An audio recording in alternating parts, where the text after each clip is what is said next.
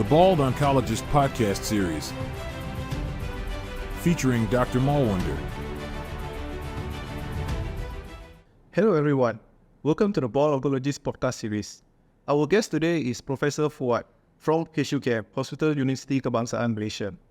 So today we'll be discussing about drug affordability in Malaysia. So Prof, welcome to the show. Thank you for having me, Mal. So Prof, can you explain why is cancer drug so expensive in Malaysia? Right. Drug cost is a complicated issue. First of all, we need to understand what are the different drugs that's available. When you talk about expensive drugs, usually you are talking about the originator drug or new drug. You know, the original. These are drugs, the first drugs that is manufactured by a company. The innovator. The innovator, correct. Okay. So what happens is that you look at the disease.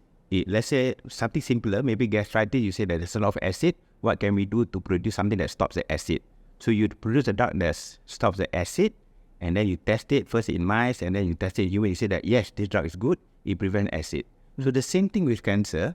So you look at the cancer and you decide what is making this cancer grow. Is it something to do with hormones, like breast cancer? Then you manufacture a drug, or you create a drug that prevents hormone from stimulating the cancer, and then you test it out, and then it works. So these are originator drugs, and one of the reasons that it's costly is that the development, the idea behind it, the testing part in preclinical animal studies and then in humans, and then you also have to compare it with the previous drug. So you also have to prepare for the cost of the previous best drug. So that makes originator drugs very expensive. When you look at the other big group of drugs, the generic, these are drugs where the patent of the originator drug has expired. This is typically after 15 or 20 years. Then the other companies can manufacture almost like what you call a copy drug. So, copycat, exactly, almost like photostat. So the chemical is the same, but because they don't have the R&D cost, the cost of generic drug becomes much cheaper. So these are the two big groups of drugs. So we are looking at cancer care. We keep pushing the boundary of treatment. So if we improve by an old drug in 1990 by 10%, then the new drug now may improve it by 30% improvement, let's say in survival. But the cost may go up by 10 times for that 20% increase. But is it worth it for that much of price for the small survival we should get for 10%? Yeah, well, that depends on your circumstances, because if you have a lot of money, you want everything, then you just pay for whatever it is. Okay. But when I come from the government side, so we always look at what is the best that we can give for more people. Correct. So we are trying to treat the whole country. We're trying to bring up the level of treatment. So we'll say that, okay, it's bad to sort of think of how much money you put on a person's life, but you also have to manage your budget. So we'll say that, okay, to extend life by 1 year, is it worth to pay 10,000? Is it worth to pay 50,000? Is it worth to pay 100,000? Or is it worth to pay 1 million? So it depends on the budget of the country. So this is where the health technology assessment comes into place. Correct. So the benchmark has usually been what's the cost of dialysis. Because dialysis is something that's standard, and people will not quibble about the cost of dialysis. Say, you got kidney failure, yes, you need to go for dialysis. So the cost of dialysis historically was about 20,000 pounds or about 30,000 US dollars. So they look at that sort of benchmark.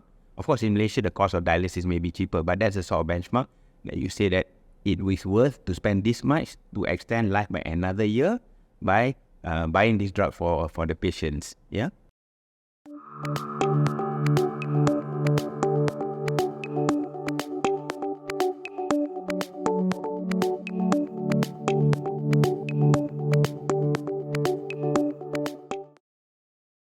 Okay, but what about the efficacy of the drug? If you say like innovator versus the cheaper generic drugs, do you see any difference in efficacy?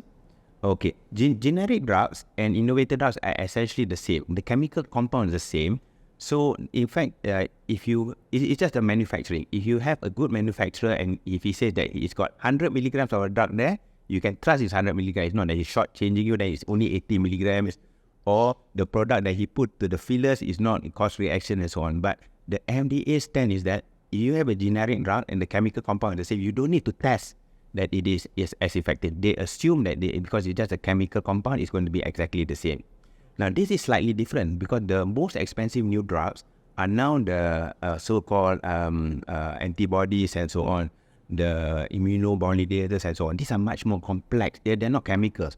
They're antibodies, and antibodies are like proteins. So protein is not, let's say you have a car, you can put Michelin tire or you can put normal tire. Yeah. You can put a turbocharger or not turbocharger.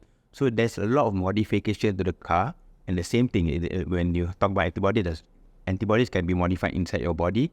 So when you produce it within cell cultures, the product is slightly different. So these are much more complicated to produce. And for what we call biosimilars, which are in a way like generic antibodies, then you need to prove that it's effective. You have to show that it's the same, but you also have to prove it's effective. So the cost of biosimilars are still cheaper than innovator drug, but not as cheap as generic. But generics are so cheap to be produced as far as I know. So what's the difference between biosimilar and generic? Generic is just chemical. They are usually simple chemical compound, let's say like paracetamol. So you have, the original is Panadol, but the chemical is the same. So it's a simple chemical. But you have antibodies, then let's say I think the most classic one would be Herceptin. That's the trade name for trastuzumab. So the actual drug name is trastuzumab. So you have generic, or you cannot call it generic because it's an antibody, so it's called biosimilar trastuzumab because it's So that makes more sense. So, but as a clinician, right, do you see any difference for, say, example, someone choose a generic drug like trastuzumab, you have company A, company B, company C. If they interchange between either one, is there any issues? Yeah. In theory, the interchangeability is a little bit more complicated. In theory, it shouldn't matter so much because when these drugs undergo development, they show that the compound is the same size, the same weight, and then absorption the same in the body. So it should be very, very similar. I think it'd be very difficult to show that is meaningful differences in terms of efficacy. And as I said, biosimilar, you must prove that the drug actually works. Yep. It's not enough to show that, it's like Malwinder copycat, but the behavior lion. So, it look like the ball oncologist, but not quite the same. Thank you.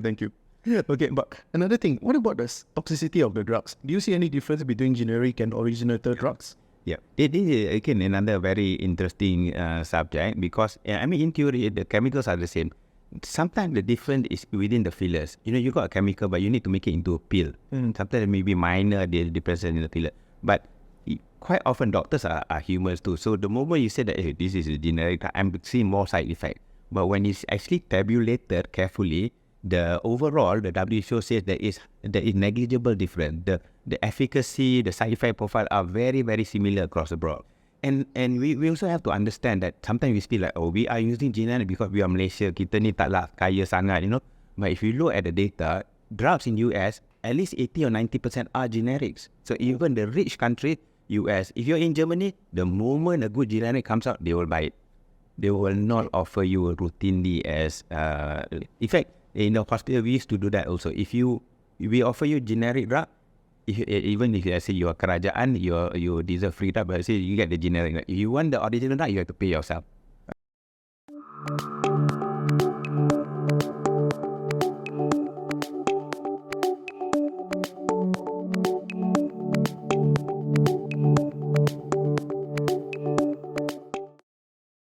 I think that's fair enough. Yeah, I think that's it. If you want the so-called better, it's up to you. So what you feel is worth for you to pay. So what about like countries like Singapore, Australia, where they actually have their NHS, Medicare and all? Do they use a lot of generic drugs or they use a lot of originator?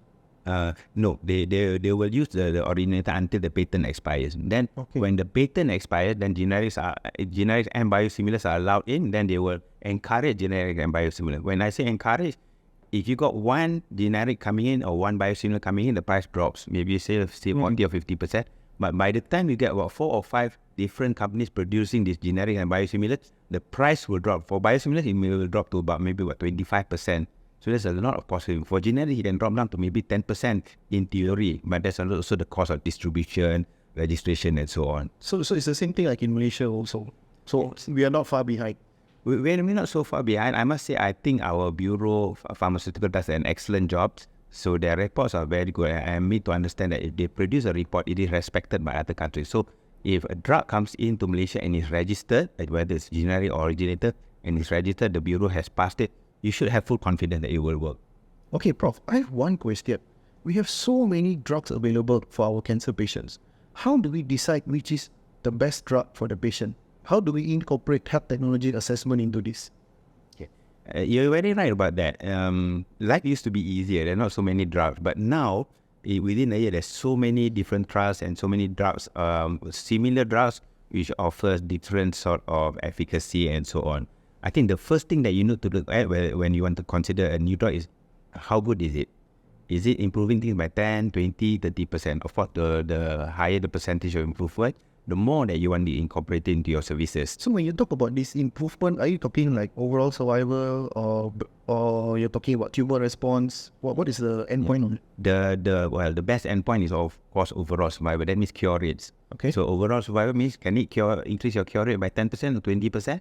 The next endpoint will be can it keep your disease away, progression free. Free survival. That means I keep your cancer suppressed for 6 months, 12 months, 2 years. So we look at different endpoints. But the hard endpoint is overall survival because we want people to be cured. So the first indicator is the drug effective? Can it cure you? If a drug can increase your chance of cure, we are more excited about it and we will try to push it towards getting into the formulary and so on. Then come the big one, the cost, right? It's almost like Spider-Man. With great efficacy come great cost, right? So then we look at it. So if you have 5 drugs, and then you say, okay, drug A improve things by 5%, but only cost 5% more. Drug B improve things by 10%, but cost 5 times more. So how do you decide? So we have a unit, not us, like Ministry of Health has got a health technology assessment unit. So people write in, they say that we have got these 5 or 6 different things. Can you make an assessment to see what we should pay for, if we should pay for it? So the ministry, the HTA unit will look at the drug, they look at overall. Sometimes you have 10 different studies, only one study is good. So you cannot look at that one and say that this drug is good. So you must look at the overall, and then they say, on average, this drug is not 50%, it's only 20%, but you have to pay only an extra 10,000 to improve or improve chance of cure by 5 or 10%. They say, 10,000 is very good, right? But if the drug says the same thing, but it costs 300,000, then again, if you're rich, you can pay for it. But to us, the government to pay 300,000 to improve or extend your life by 1 year is a bit difficult for any government. In general, most governments will not pay more than what they say average, about maybe 1.5 to 2 GDP to improve your or extend your life by another. That's a rough estimate. Otherwise, it becomes too costly for government and the healthcare system can collapse.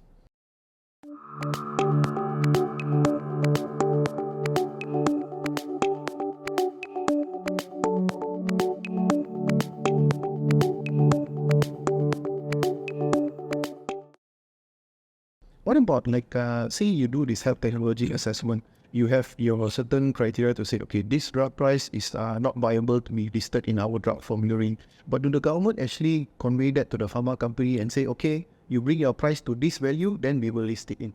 Yes, that's been done not only by our government, but other government. When the drug that I told you, Jafetinib came out, the NICE, which is the British health technology assessor, they came out with the guidance. They said that this drug is recommended for the treatment of non-small cell lung cancer, but they had a caveat, provided the company follows the price reimbursement that they recommend.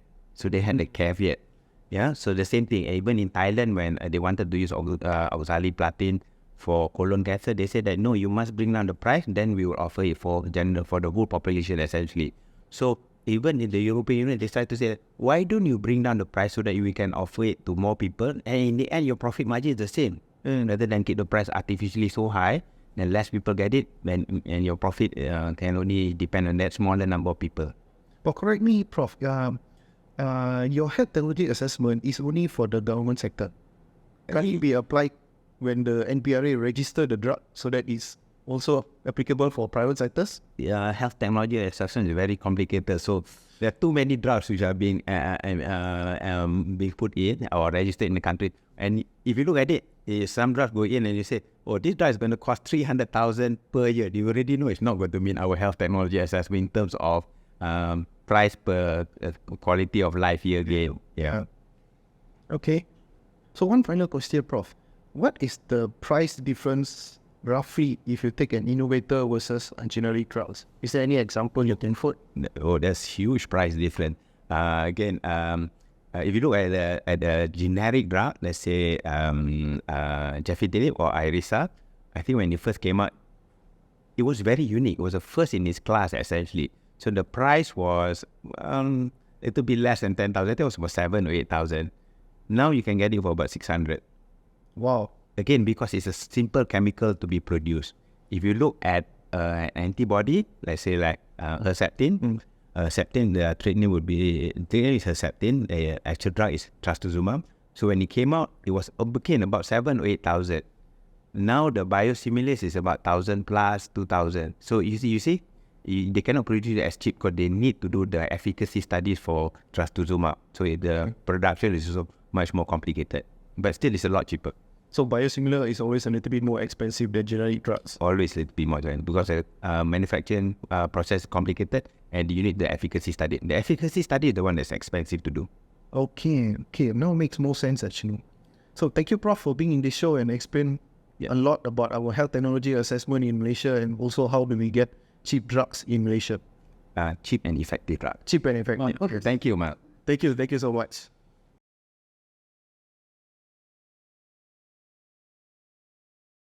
The Bald Oncologist podcast series